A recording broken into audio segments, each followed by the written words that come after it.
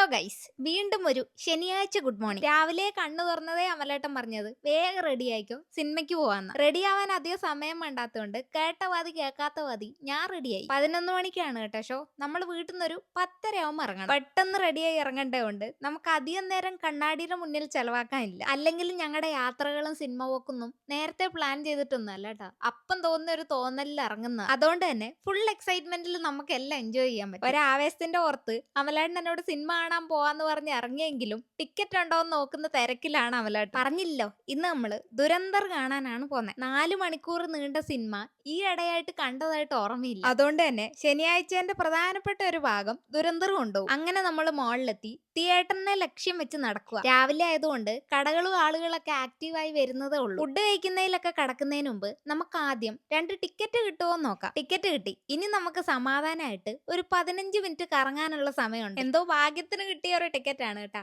അല്ലേല് അങ്ങ് ഫ്രണ്ടിൽ പോയിരുന്ന സിനിമ കാണേണ്ട അവസ്ഥ വന്നേനെ. എനിക്ക് രാവിലെ തന്നെ അധികം ഹെവി ആയിട്ട് കഴിക്കാൻ പറ്റാത്തതുകൊണ്ട് ഞാൻ ഒരു ചിക്കൻ ഡംപ്ലിങ്സ് ആ പറഞ്ഞു. ഫ്രൈഡ് ഡംപ്ലിങ്സ് ആയതുകൊണ്ട് കടിക്കുമ്പോ ഒരു കറുമുറു ഫീലും ഉണ്ടായിരുന്നു. ഇതിന്റെ കൂടെ ഇതിന്റെ സോസ് ഇല്ലെങ്കിൽ ആകെ മൊത്തം ഷോകാണ്. കാരണം പ്രത്യേകിച്ച് മസാലകളൊന്നും ഇല്ല ഇതിൽ. തൽക്കാലം വിശപ്പടക്കാൻ നമുക്ക് ഇത് തന്നെ ധാരാളം. നമ്മൾ ഇന്ന് വന്നേക്കുന്ന തിയേറ്ററിൽ മലയാള സിനിമ ആടുതിരി ഒന്നും റിലീസ് ഇല്ല. ആകെ ഉണ്ടായിരുന്ന ഒരു ഇന്ത്യൻ മൂവിന്റെ റിലീസ് ദുരന്തർ ആയിരുന്നു. അതാണെങ്കിൽ ഒടുക്കത്തെ തിരക്കും. ഇത്തവണയാണെങ്കിൽ ഞങ്ങൾ ഒരു എക്സ്ട്രീം സ്ക്രീൻ എക്സ്പീരിയൻസ് ചെയ്യാനുള്ള എക്സൈറ്റ്മെന്റിലും കൂടെ അതിലും നേരത്തെ തിയേറ്ററിൽ എത്തിയോണ്ട് ഇഷ്ടം പോലെ സമയം ഉണ്ടായിരുന്നു. മാത്രല്ല സിനിമ തുടങ്ങുന്നതിന് മുമ്പ് 15 മിനിറ്റ് ഒരേ പരസ്യമായിരുന്നു. അങ്ങനെ സിനിമ തുടങ്ങി. 4 മണിക്കൂറിന് ശേഷം സിനിമയും കണ്ട് ഞങ്ങൾ ഇനി തിരിച്ചു വീട്ടിലേക്ക്.